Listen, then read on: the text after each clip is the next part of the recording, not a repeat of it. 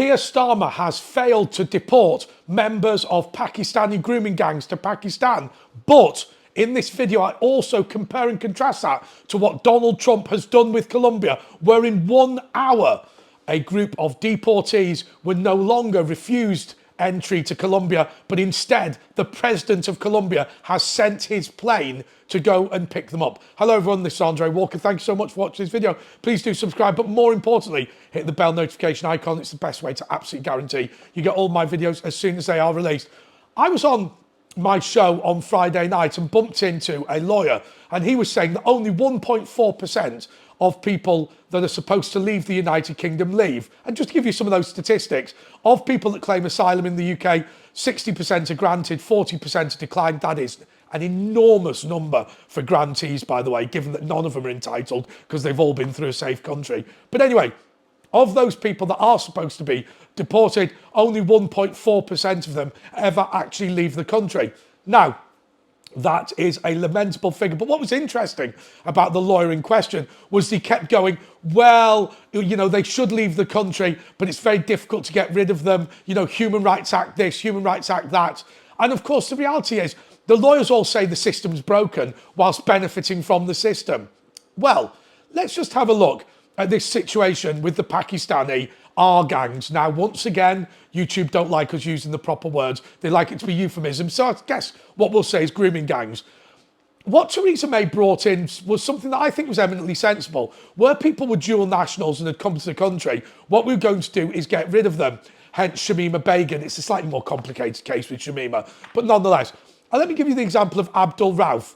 He was the head of the grooming gang in Rochdale, came over from Pakistan. What he's done is that he's renounced his Pakistani citizenship and Pakistan won't take him back on that basis. Born in Pakistan, he has done nothing other than terrorise little white girls on the estate that he comes from, and now we have to keep hold of him. And he continues to live on the social in Rochdale, as he's always done his entire life. An absolute parasite, and somebody who's been to prison.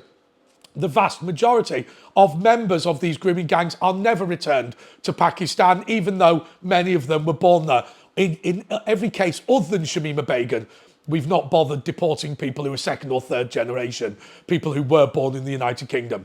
But anyway, and of course, Shamima's a slightly different case because the reason she's had her British citizenship removed is so we don't have to go and collect her. And we know that Bangladesh won't go and collect her either. And it just leaves her in limbo as a lesson to other people. Because I think a lot of these T's wanted to go out and terrorise the Middle East and then come back to a cushy life on the social and a podcast with the BBC about child trafficking.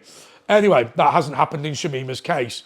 But let's now compare and contrast what's happening in the United Kingdom with all this hand-wringing. The Human Rights Act still sound like Nelson Mandela, that impersonation of Kier Starmer. But all the hand-wringing and an inability to do anything about it. But then look at the United States of America. Just to explain what's happened very simply is this. 2 military planes took off from the United States of America, each with 18 Colombian criminals on board, bound for Bogota.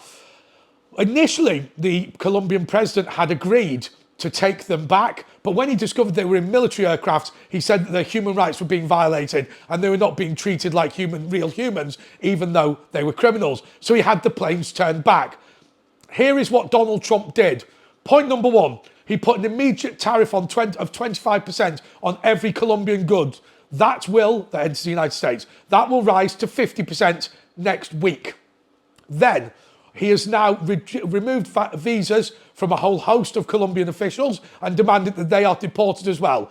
Next, he is withdrawing diplomatic accreditation from a large number of Colombians at the embassy.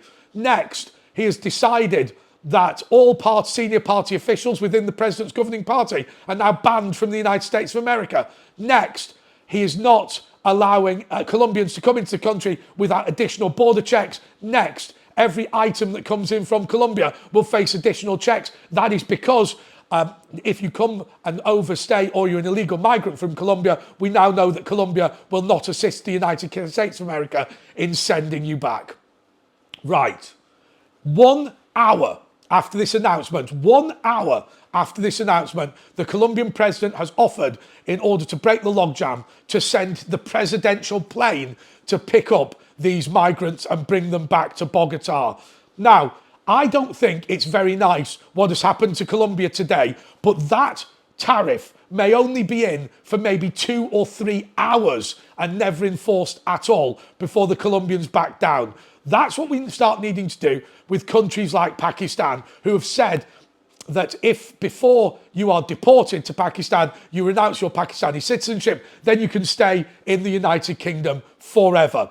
Forget the Human Rights Act. Forget playing fair. Foreign criminals need to return to their country of origin. Now, I accept that Pakistan doesn't want Abdul Rauf. The guy's an absolute scumbag.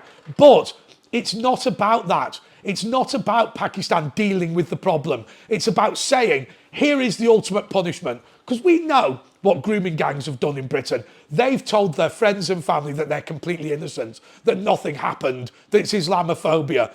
And many of their family and friends agree.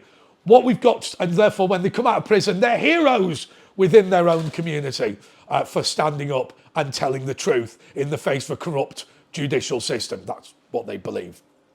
But if they're deported from the country, that gives them a real punishment. No more social security, no more council house, no more favourable terms, no more all your documents being translated into Urdu and all this sort of stuff. You are going back to your own country. I think that when we have been told over the years, like that lawyer said on my show the other day, it's impossible. Oh, we do want to deport these people, but it's so very hard to do. 1 hour it took Donald Trump. And that is somebody who's being deadly serious. Now, Donald Trump is often seen as a bully and whatever.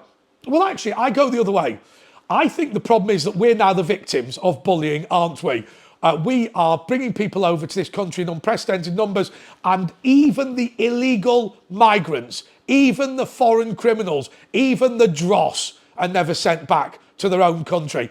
We are making Pakistan better by taking their waifs, their strays, their losers. Whatever you say about the Roma community in Romania, Romania has systematically got rid of these people and they have destroyed communities in Britain. What every country in the world is now doing is say, who's the worst people? Who are the people with no education? Who are the people with criminal records? Who are the people with no skills? Who are the people who are the biggest burden on society? Send them to Britain, the trash bin of the world, where any old rubbish will be looked after. Any old waif, any old stray. And in the case of Axel Rudikabana, think about him. His parents come over after a genocide and they claim political asylum in Britain. Well, the war's over, baby. It's time to go home.